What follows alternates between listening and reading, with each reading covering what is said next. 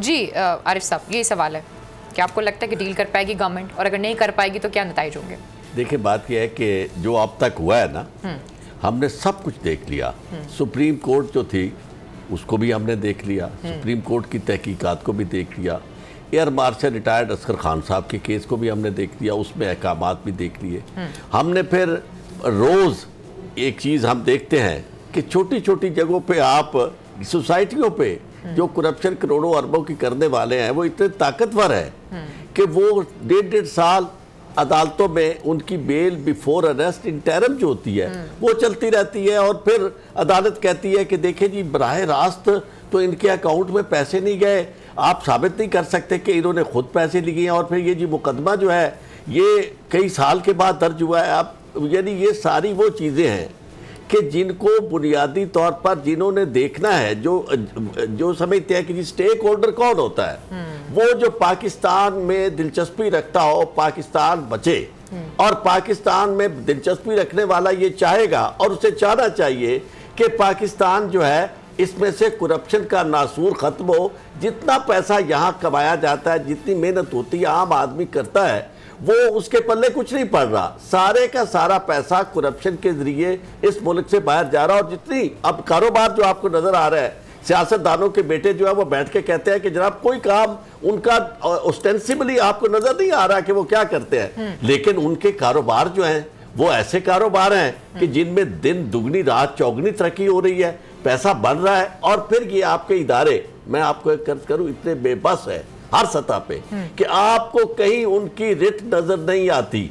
और अब तो ज्यादातर मैं आपको यही कहूंगा बिल्कुल पूरे वसूख के साथ कि वो लोग भी साथ शामिल हैं। आप अगर उनकी तरफ आप जाएंगे तो आपको वो भी छोटी छोटी सतह पे नीचे वाले ब्यूरोक्रेट से लेकर ऊपर तक आपको वो भी उनके भी हाथ रंगे हुए नजर आएंगे, और वो लोगों को बचाने में लगे हुए हैं। दुनिया में मुआशरे तरक्की क्यों कर रहे हैं?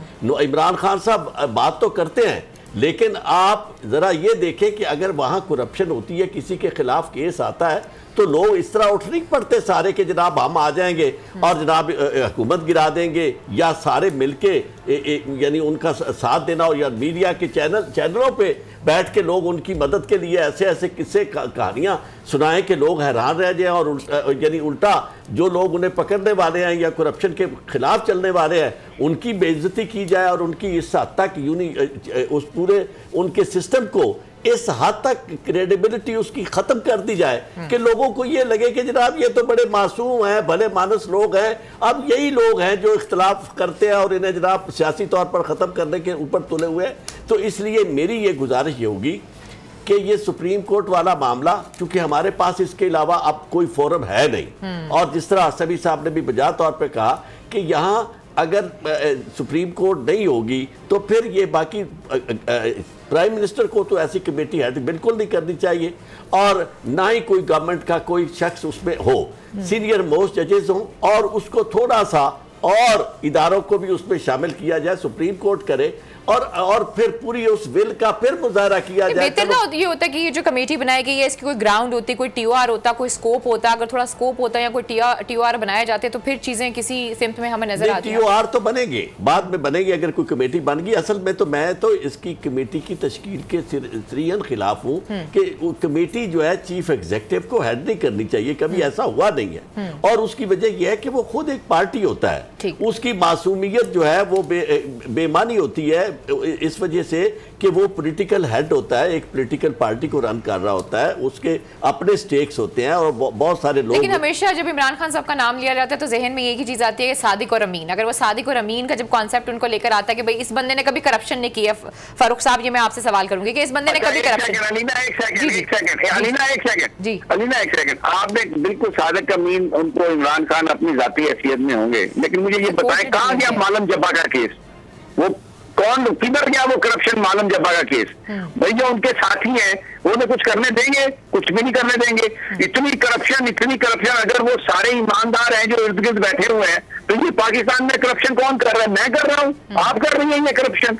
ये सारे के सारे देखिए इमरान खान वो एक ऑनेस्ट आदमी है, लेकिन ही इज नॉट केपेबल। अभी जो उन्होंने अपनी टीम बनाई, जो भी हुआ उसने मुझे बताया कहाँ पे कैपेबिलिटी। वो तो आप कहते हैं हम एनआरओ नहीं देंगे, एनआरओ नहीं देंगे। सबसे बड़ा जो क्रिमिनल था जिसको सुप्रीम कोर्ट ऑफ पाकिस्तान ने कहा सजा दी कि ये मुलव्वस है, वो तो आपने बाहर भेज दिया। फिर उसके बाद आप मजाक उड़ाते हैं कि जी श्री मजारी की आंखों में आंसू आ गए, वो आ गया। यू आर सो इनकेपेबल कि आपको ये पता ही नहीं चला। अभी आप क्या एनआरओ देंगे? हमें क्या पता क्या हुआ या क्या नहीं हुआ। आपने पकड़ा किसी को? जाली रिपोर्टें बनाई पंजाब हुकूमत ने मेडिकल की या वहां पे डॉक्टरों ने, किसी एक को पकड़ा इन्होंने? सारे के सारे ये जो है महमूद कौम को बनाया गया। तो ये वो भी पर्सनली इन्होंने इसमें मानता हूं उन्होंने अपनी कोई कंपनी नहीं बनाई, but he is not capable of handling. वो जिस चक्कर में फंसे हुए हैं, हर काम हो गया। अभी भी मैं वो कहते हैं एनआरओ नहीं देंगे। भाई नवाज शरीफ को आपने बाहर भेज दिया, इससे बड़ा एनआरओ क्या होगा मुझे बताएं। समी साहब आप मुझे बताएं आप, इससे बड़ा एनआरओ क्या होगा? जी फारूक साहब। देखिए, जब हम ऑफशोर कंपनीज की बात करते हैं तो बात होती है वाइट कॉलर क्राइम की। ये वाइट कॉलर क्राइम जो लोग करते हैं बड़ा हाई सोशल स्टैंडिंग होती है, उनका सोसाइटी में बड़ी इज्जत होती है, बड़ी ताकतवर लोग होते हैं, उनके पास माल होता है, वो आला तरीन वकला को जो है वो हायर कर सकते हैं। अब यहाँ पे हम अप्रोच पाकिस्तान में, जैसे अभी शायद समी साहब ने एसएचओ का नाम लिया, मैं ये समझता हूँ कि हमारे यहाँ ये वाइट कॉलर क्राइम और ब्लू कॉलर अप्रोच, यानी कि वो लोग जो कि ट्रेन किए गए हैं, साइकिल चोरी हो जाए या भैंस चोरी हो जाए, उसको ढूंढने में तो उनकी ट्रेनिंग है और वो कामयाबी से कर भी लेते हैं। यहाँ पे बात हम कर रहे हैं वाइट कॉलर क्राइम की। यहाँ पे वो ब्लू कॉलर अप्रोच जो है वो एप्लीकेबल नहीं हो सकती, और इसीलिए हम पिछले 3 साल में फेल हुए हैं कि हम कोशिश यही कर रहे हैं कि वाइट कॉलर क्राइम को पकड़ लें, लेकिन अप्रोच हमारी वही है, गाय भैंस और साइकिल चोरी और कार चोरी वाली जो हमला है, जो पुलिस का हमला है, जो बाकी तहकीकाती एजेंसीज का हमला है, वो वाइट कॉलर क्राइम कहीं से ढूंढना है। ये ऐसा हो नहीं पाएगा। व्हाइट कॉलर क्राइम को पकड़ने के लिए आपको बड़े एक्सपर्ट्स चाहिए होते हैं, जैसे मैंने पहले जिक्र किया, आपको फोरेंसिक अकाउंटेंट्स चाहिए होते हैं, आपको इंटेलिजेंस टेक्नीशियंस चाहिए होते हैं, आपको फाइनेंशियल एग्जामिनेशन एनालिस्ट चाहिए होते हैं। ये लोग हमने कभी भर्ती ही नहीं किए। तो अब यहाँ पे जब जैसे ही हम व्हाइट कॉलर क्राइम की बात करते हैं और जैसे जिन लोगों का नाम आ रहा है वो तो बड़े ताकतवर लोग हैं। यहाँ पे मैं नहीं समझ पा रहा हूँ, शायद आरिफ साहब मुझे समझा पाए कि सुप्रीम कोर्ट क्या रोल प्ले कर सकती है। क्या सुप्रीम कोर्ट एक इन्वेस्टिगेशन एजेंसी बन सकती है? अगर वो इन्वेस्टिगेशन एजेंसी है तो फिर उसकी इन्वेस्टिगेशन के ऊपर फैसला भी वो खुद ही करेंगे।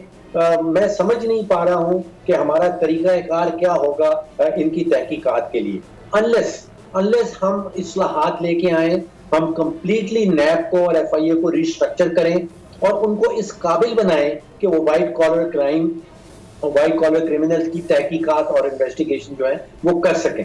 अब आप सोचिए कि FATF ने जब हुकूमत पाकिस्तान से अदाद शुमार मांगे एंटी मनी लॉन्ड्रिंग के, तो मैं हैरान रह गया कि हुकूमत पाकिस्तान ने जो FATF को अदाद शुमार पेश किए हैं उनमें वो कहते हैं कि हमने तकरीबन 2500 लोगों की इन्वेस्टिगेशंस की हैं, उनमें से 350 लोगों के ऊपर मुकदमात चलाए हैं और एक शख्स को कन्विक्ट किया है, 1 कन्विक्शन।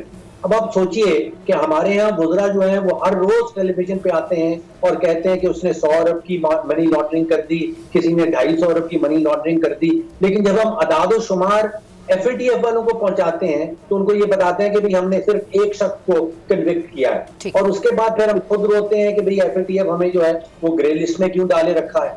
तो यहाँ पे नीयत की शायद कोई कमी नहीं है, लेकिन काबिलियत का एक संगीन शदीद किस्म का फुकदान है। ठीक हो गया।